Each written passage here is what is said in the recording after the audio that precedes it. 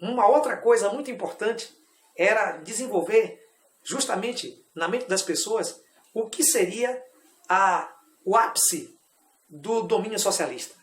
E para um socialista científico, não poderia ocupar o mesmo espaço, não poderia ocupar as mesmas bases, não poderia ocupar a mesma nação, não poderia ocupar o mesmo sistema, ao mesmo tempo, capitalistas e socialistas. Era necessário que houvesse uma revolução, assim como houve a Revolução Francesa, que deu origem, então, ao poder do capitalismo, que houvesse uma outra revolução, uma revolução socialista, uma revolução armada, que desse, então, o poder aos trabalhadores. E essa revolução ela deveria acontecer em determinadas etapas. Depois que o indivíduo tinha a consciência de classe, depois que o indivíduo havia alcançado, por meio do seu entendimento, a luta de classe, então ele estaria entrando numa revolução armada. E essa revolução armada possibilitaria a tomada do poder. E essa tomada do poder, e este poder seria exercido de forma ditatorial pelos trabalhadores, pelos considerados mais pobres, por aqueles considerados a classe mais baixa, que ocuparia, então, o lugar daqueles que dominam como burgueses. Bem querido, bem querida, essas não são ideias marxistas, são ideias de Karl Marx e Friedrich Engels. E o último estágio dessa forma de governo seria o desaparecimento do Estado e, então, a anarquia completa em que cada um faria o seu governo. Bem, são ideias muito interessantes, mas são ideias que não puderam ser postas em práticas assim, da forma como eles pensaram. E, de alguma forma, o pensamento socialista foi instalado aqui e ali, e nós temos como exemplo desse pensamento socialista a revolução que aconteceu, chamada Comuna de Paris. Logo após a Guerra Franco-Prussiana, os franceses que haviam armado toda a população da França para a guerra contra os prussianos, contra os pseudo-alemães, agora estavam em situação muito drástica. Por quê? Porque em Paris, aquelas armas que a milícia, justamente a população armada, tinha defendido a França dos alemães, agora estava sendo usado por aqueles que acreditavam nas ideias de Karl Marx e Friedrich Engels, nas ideias socialistas. E com isso, eles desenvolveram uma espécie de revolução. E confiscaram então a cidade, confiscaram então o banco e fizeram um exército popular e então ficaram no poder durante um longo período. E isso foi um grande problema para a França, que teve que empreender uma luta armada contra Paris para então tomar o poder daqueles que estavam revoltosos na Comuna de Paris. Durante esse período do governo, aqueles que ficaram na Comuna de Paris tentaram implantar todas as ideias de Karl Marx e Friedrich Engels. Uma sociedade mais participativa, uma sociedade em que os trabalhadores tivessem mais opinião e participação e que o valor da cidadania fosse maior, em que houvesse justiça de trabalho e que o capital não fosse dividido só com aqueles que eram considerados mais ricos. Eles tentaram, então, fazer com que essa revolução acontecesse justamente na Comuna de Paris.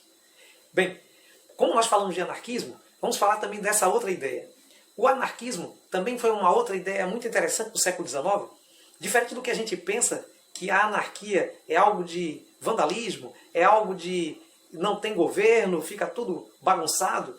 Na realidade, a anarquia propõe um autogoverno.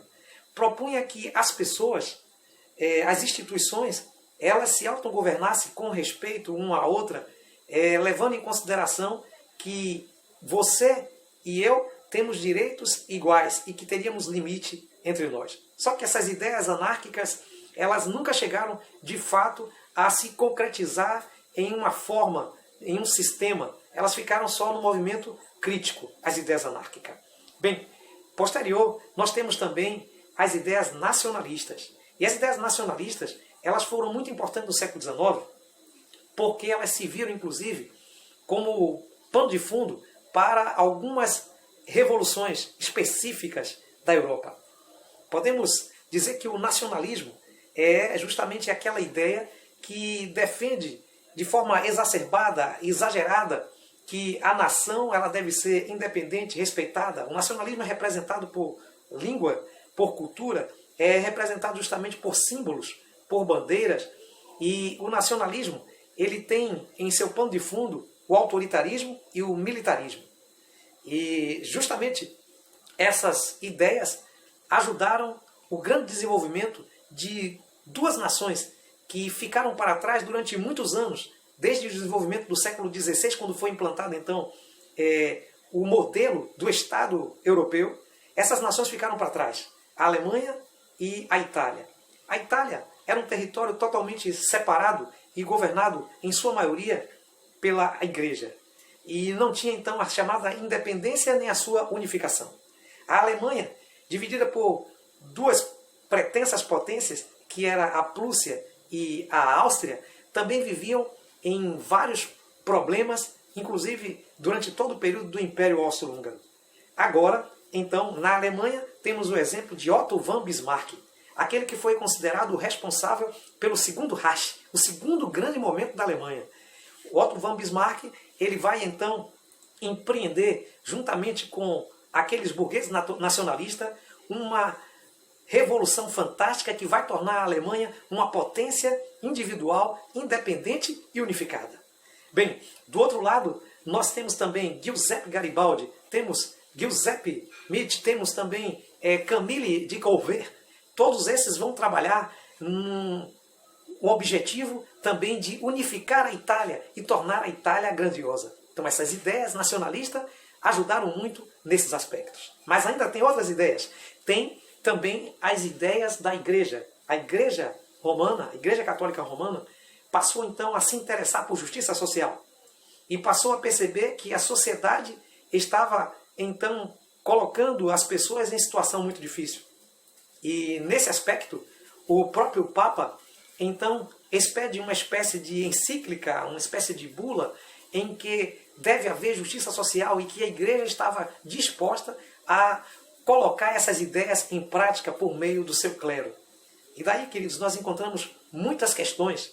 E uma das questões que vai então atrapalhar bastante é a questão romana, que faz com que a Igreja fique em situação difícil e então o Papa se recusa a aparecer e fica recluso então dentro ali da sua cidade vaticana até 1929, que já século XX, então Mussolini dá a ele uma liberdade de agir. Mas no século XIX essa questão ficou em dúvida, porque a Igreja queria avançar nesses termos sociais, mas então ela foi combatida duramente.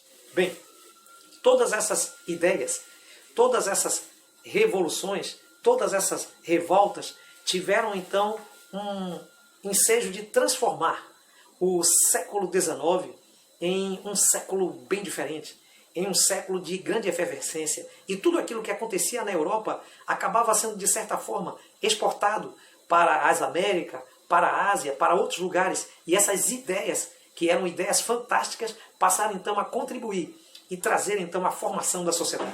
E hoje temos tudo isso como legado do século XIX, como legado das revoluções, como legado das ideias, das grandes ideologias do século XIX. Bem querido, bem querida, um forte abraço e até o nosso próximo encontro.